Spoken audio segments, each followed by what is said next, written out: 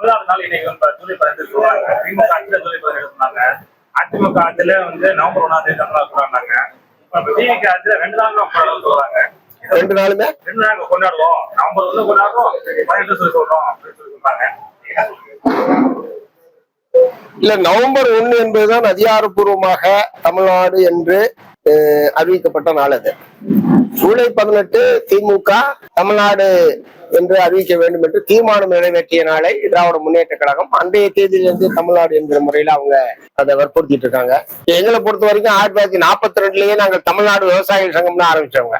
அதாவது யாருமே தமிழ்நாடுன்னு சொல்லாத காலத்துல தமிழ்நாடு விவசாய சங்கம்னு ஆரம்பிச்சவங்க நாங்க. அப்படின்னா 1942ல இருந்து தமிழ்நாடு நாங்க செப்டம்பர் 4ஆம் தேதி அந்த சங்கத்தை துவக்கணும். அதை சொல்ல முடியுமா? அதிகாரப்பூர்வமாக அரசின் சார்பில் தமிழ்நாடு என்று அறிவிக்கப்பட்ட நாளை எடுத்துக்கிறது பொருத்தமா இருக்கும். மற்றபடி எந்த ஒரு நாளையும் எல்லா நாளும் கொண்டாடக்கூடிய நாள் தான். தமிழ்நாட்டினுடைய வளர்ச்சி, தமிழ்நாட்டுடைய வரலாறு, பெருமிதங்கள் அவற்றை எந்த நாளும் கொண்டாடுறது தப்பு இல்லை. அதிகாரப்பூர்வமாக அது நடைமுறைக்கு வந்த தினம் என்பதுதான் பொருத்தமா இருக்கும். தமிழக வெற்றி கழகத்தின் ஆட்சி ஏமாற்றம் தரும் வகையில் உள்ளதாக அதிமுக பொதுச்செயலாளர் எடப்பாடி பழனிசாமி தெரிவிச்சிருக்காங்க. உங்களுடைய கருத்து? அவர் எதிர்கட்சி தலைவர் என்கிற முறையில் அந்த மாதிரிதான் சொல்ல முடியும். அதான் எதிர்கட்சி தானே அது. நான் எதிர்கட்சி இல்லாத தெரியாம எல்லாம் சொல்ல. உதயநிதி எதிர்கட்சி தலைவர் தெரியும். ஒரு எதிர்கட்சி என்கிற முறையில் இந்த 5 ஆண்டுகளும் அவர்கள் அப்படித்தான் சொல்வார்கள். இப்போது மட்டுமல்ல, 5 ஆண்டுகளும் அப்படித்தான் சொல்வார்கள். இது சிறந்த பல நலத்திட்டங்களை நிறைவேற்றினாலும் அவங்க ஏமாற்றம் தருவதாக சொல்லுவாங்க. நான் எதிர்கட்சி என்கிற முறையில் அவர்கள் அப்படித்தான் சொல்ல முடியும். நீங்க எப்படி பாக்குறீங்க? நான் பேசுறேன். அதாவது பல விஷயங்களில் மதச்சார்பற்ற கொள்கை, மதச்சார்புக்கு ஆபத்து வரக்கூடிய பல்வேறு நீதிமன்ற தீர்ப்புகளுக்கு எதிராக உச்ச நீதிமன்றத்தில் மேல்முறையீடு செய்திருக்கிறது. மாடு கன்றுகளை கொல்லக்கூடாது, பொது இடத்தில் கொல்லக்கூடாது என்கிற உத்தரவை எதிர்த்து விலங்குகளை பொது இடங்களில் பலியிடக்கூடாது என்கிற உயர்நீதிமன்ற தீர்ப்பை எதிர்த்து உச்ச நீதிமன்றத்திலே மேல்முறையீடு செய்திருக்கிறது இந்த அரசாங்கம். அதே மாதிரி இஸ்லாமியருக்கான இடஒதுக்கீட்டுக்கு ஒரு பாதிப்பை ஏற்படுத்தக்கூடிய வகையில் ஒரு தீர்ப்பு உயர்நீதிமன்றத்தில் வந்த போது அதை எதிர்த்து மேல்முறையீடு செய்ய வேண்டும் என்று சொன்னோம். மேல்முறையீடு செய்திருக்கிறார்கள். திருப்பரங்குன்றம் தீபம் ஏற்றுகிற பிரச்சனையை பொறுத்தவரை பழைய அரசாங்கத்தினுடைய நிலைமை, அதாவது வழக்கமான இடத்தில் தீபம் ஏற்றுவது என்கிற அந்த நிலை தொடரும் என்பதை அவர்கள் வெளிப்படுத்த, இது போன்ற பிரச்சனைகளில் அவர்கள் சரியான திசையில தான் அவர்கள் சென்று கொண்டிருக்கிறார்கள். சில ஒப்பந்தங்கள் அல்லது இந்த மாதிரி தூய்மை பணியை தனியாருக்கு விடுவது போன்ற விஷயங்களில் எங்களுக்கு உடன்பாடு இல்லை. அது எங்களுடைய மாறுபட்ட கருத்துக்களை நாங்கள் வெளிப்படுத்தி இருக்கிறோம். எங்களுடைய எதிர்ப்பை பதிவு செய்திருக்கிறோம். அதை ஒட்டி ஒரு சில அறிவிப்புகளை அவர்கள் திரும்ப பெற்றுக் கொண்டிருக்கிறார்கள். தொடர்ந்து திமுகவோட முதல்கட்ட 2ஆம் கட்ட தலைவர்கள் 5 ஆண்டுகள் இந்த ஆட்சி தொடராது, 6 மாதத்துல இந்த ஆட்சி கவிழ்ந்து விடும்னு சொல்றாங்க. எப்படி பாக்குறீங்க? கண்டிப்பா தாவேக்கா ஆட்சி இந்த 6 மாதத்துல கவிழ்ந்து விடுவோம். அதாவது இது ஒரு புதிய நிலைமை, தமிழ்நாட்டில் ஏற்பட்டிருக்கிற ஒரு புதிய நிலைமை. அநேகமாக எந்த ஒரு கட்சிக்கும் அறிவு பெரும்பான்மை இல்லை என்கிற நிலைமை 1952க்கு பிறகு இப்போதுதான் முதலாக தமிழகத்திலே ஏற்பட்டது. ஆகவே ஒரு புதிய அரசியல் சூழலில் ஆளாளுக்கு ஒரு கருத்துக்களை இந்த போன்ற கருத்துக்களை வெளியிடுவது என்பது தவிர்க்க முடியாத ஒரு விஷயம். ஏனென்றால் இவர்களுக்கு நாங்கள் வெளியிலிருந்து ஆதரவு தெரிவிக்கிறோம்.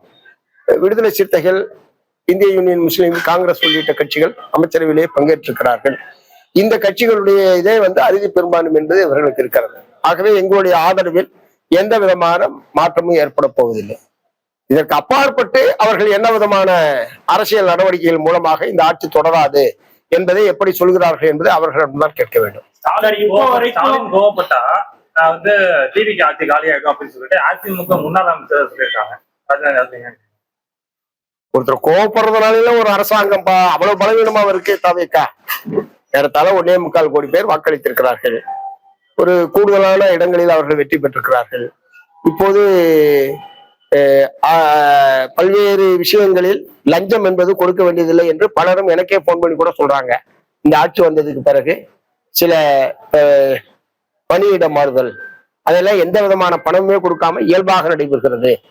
பல்வேறு ஒப்பந்தங்கள் பெறுவதற்கு எந்த விதமான பணமும் கொடுக்காமல் ஒப்பந்தம் நியாயமான முறையில் நடைபெறுகிறது, டெண்டர் என்றெல்லாம் சொல்லுகிறார்கள். ஏன்னா நாங்க அதுல எல்லாம் நேரடியாக சம்பந்தப்படுற பிரச்சனை இல்லை.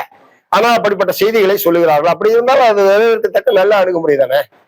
அதை எதிர்ப்பதற்கான என்ன இருக்க முடியும்? தமிழகத்துல நடைபெறக்கூடிய இடைத்தேர்தலில் சிபிஎம் கட்சி போட்டியிடுவதற்கான வாய்ப்பு, சீட்டு கேட்பதற்கான வாய்ப்பு ஏங்கன்னா இன்னும் கேட்கிறோம். நான் தான் சொன்னேன், இடதுசாரிகள் ஒரு தனி அடியாக செயல்படுவது என்று நாங்கள் தீர்மானிச்சிருக்கிறோம்.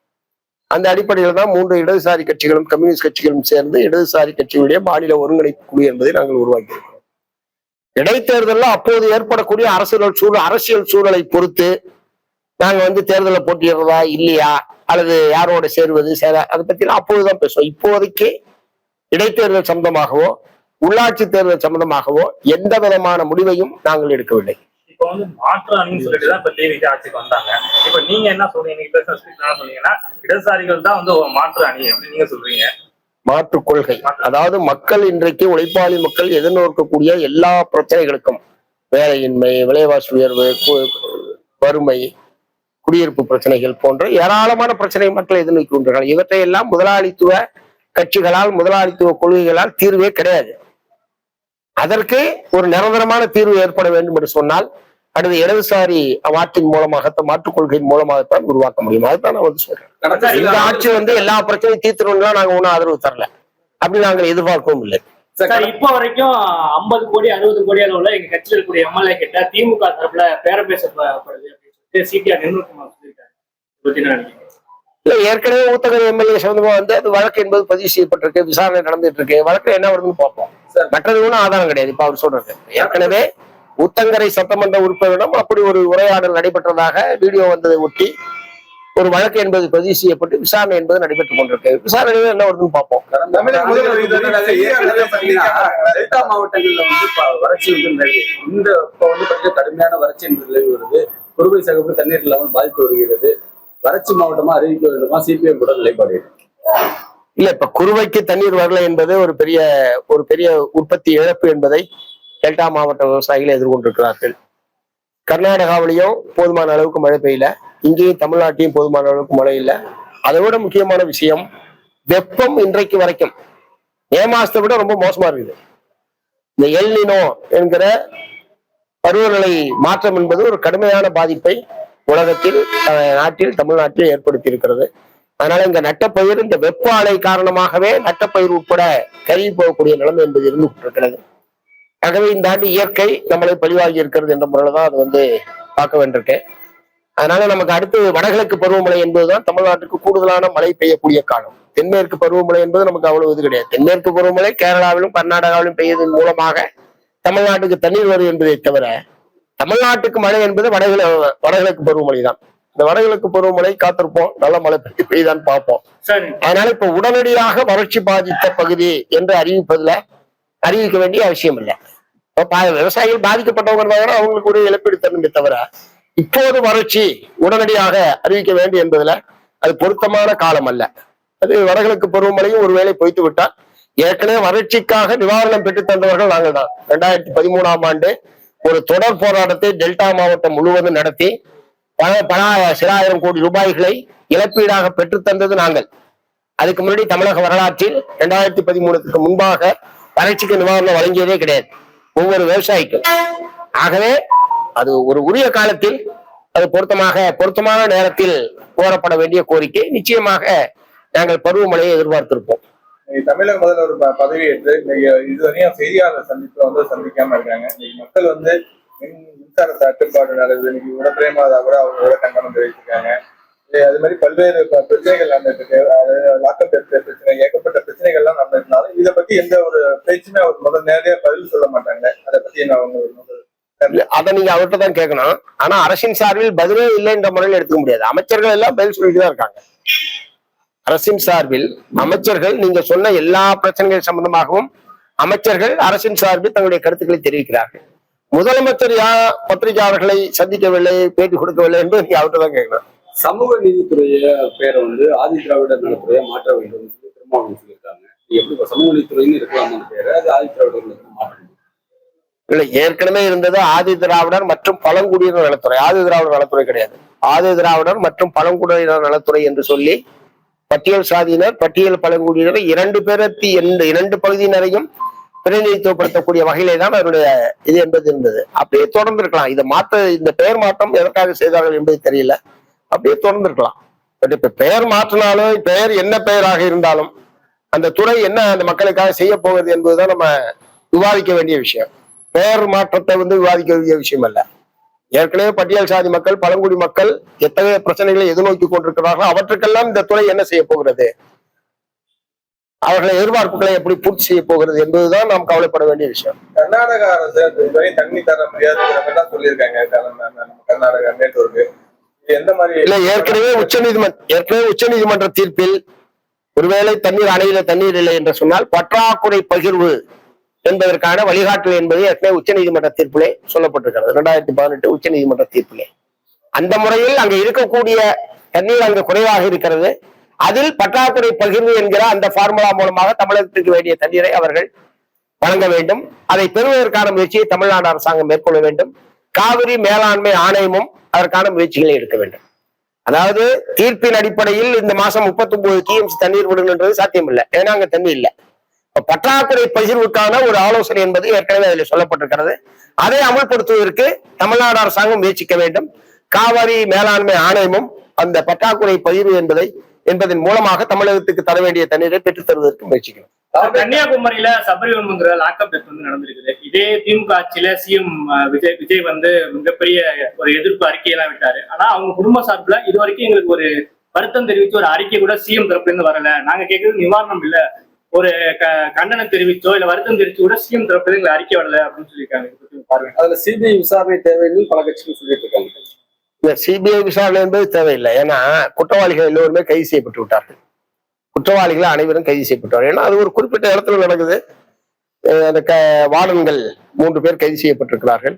வெளியில இந்த வழக்கை FIR பதிவு செய்த அந்த SI உட்பட மீது நடவடிக்கை எடுக்கப்பட்டது. கிட்டத்தட்ட குற்றவாளிகள், இந்த குற்றத்தில் சம்பந்தப்பட்டவர்கள் யாரோ அவர்கள் எல்லாம் கைது செய்யப்பட்டு விட்டதுக்கு பிறகு இப்ப சிபிஐ அதுல என்ன புதுசா கண்டுபிடிக்க போகுது?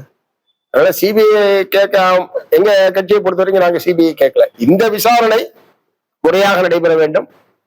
இதுல சம்பந்தப்பட்ட அனைத்து குற்றவாளிகளும் கைது செய்யப்பட்டு உரிய தண்டனை என்பது பெற்றுத்தர வேண்டும் என்பதுல மார்க்சிஸ்ட் கம்யூனிஸ்ட் கட்சி உறுதியா வலியுறுத்த விரும்புறோம்.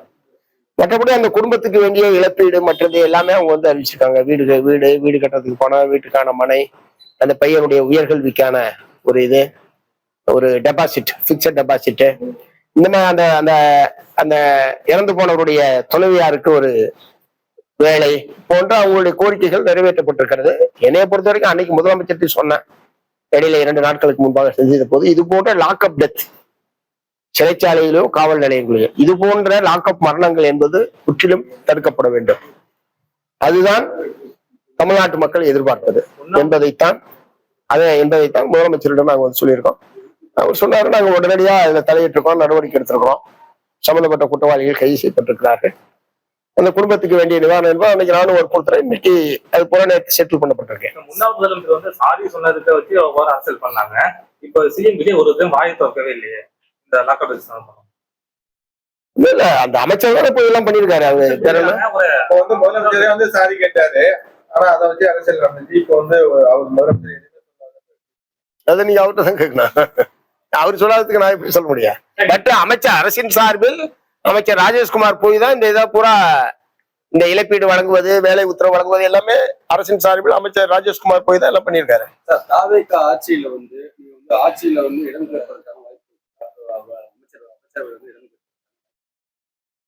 வெளியிலிருந்து ஆதரவு என்பது தெளிவா மே மாசம் 8ஆம் தேதி அறிவிச்ச நிலைப்பாட்டுல எந்த மாற்றமும் இல்லை. எங்களுக்கு அந்த ஆட்சியில் செல்வாக்கு செலுத்துகிற அளவுக்கு எங்களுடைய பலம் இல்லாத போது நாங்கள் எக்காரணம் கொண்டும் ஆட்சியில் பங்கேற்க மாட்டோம். சோனம் வாக்சு உண்ணாவிரதத்துல வலுக்கட்டாயமா அரசு விளையாடுனாங்க. இப்போ தமிழ்நாட்டில் இருக்கிற SFI மாநில பொறுப்பாக அனுப்பி நாங்க அவருக்கு ஆதரவு தெரிவித்து காலவரையில உண்ணாவிரதம் சொல்றாங்க. இல்ல, அந்த சோனம் ஸ்வாங் அவர்களுடைய அந்த காலவரையற்ற உண்ணாவிரதம் என்பது நாடு பூரா மத்திய அரசாங்கத்தினுடைய கல்விக் கொள்கை, கல்வி துறையில அவர்களுடைய தோல்வியை தோல்வியுறுத்து காட்டக்கூடிய வகையில் அவருடைய உண்ணாவிரதம் என்பது அமைந்திருந்தது. இந்த நாட்டினுடைய கல்வியிலே மத்திய அரசாங்கம், மத்திய கல்வி அமைச்சகம் ஒரு முறையாக செயல்படவில்லை, தேர்வை முறையாக நடத்தவில்லை. அதற்கு பொறுப்பேற்று மத்திய கல்வி அமைச்சர் ராஜினாமா செய்ய வேண்டும் என்கிற ஒற்றை கோரிக்கையை முன்வைத்துத்தான் அவர் அந்த காலவரையற்ற உண்ணாவிரதத்தை மேற்கொண்டார். கடுமையான உடல்நலம் பாதிக்கப்பட்ட நிலையில் இன்னைக்கு வலுக்கட்டாயமாக காவல்துறையினரால் மருத்துவமனையிலே சேர்க்கப்பட்டிருக்கிறார்.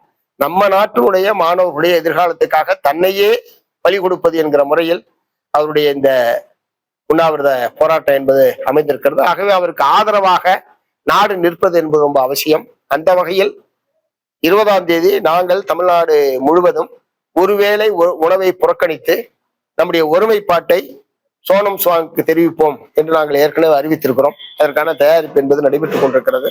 அதே மாதிரி 20ஆம் தேதி பாராளுமன்றத்தை நோக்கி ஒரு பிரம்மாண்டமான பேரணியை நடத்துவது என்று அவர்கள் தீர்மானித்திருக்கிறார்கள். அந்த பேரணியிலும் நாங்கள் கலந்து கொள்வது என்று டெல்லியிலே இருக்கக்கூடிய எங்களுடைய மாணவர்கள், இளைஞர்கள், கட்சியை சார்ந்த தோழர்கள் கலந்து கொள்வார்கள். ஆகவே அந்த போராட்டத்தை முழுமையாக மார்க்சிஸ்ட் கம்யூனிஸ்ட் கட்சி ஆதரிக்கிறது.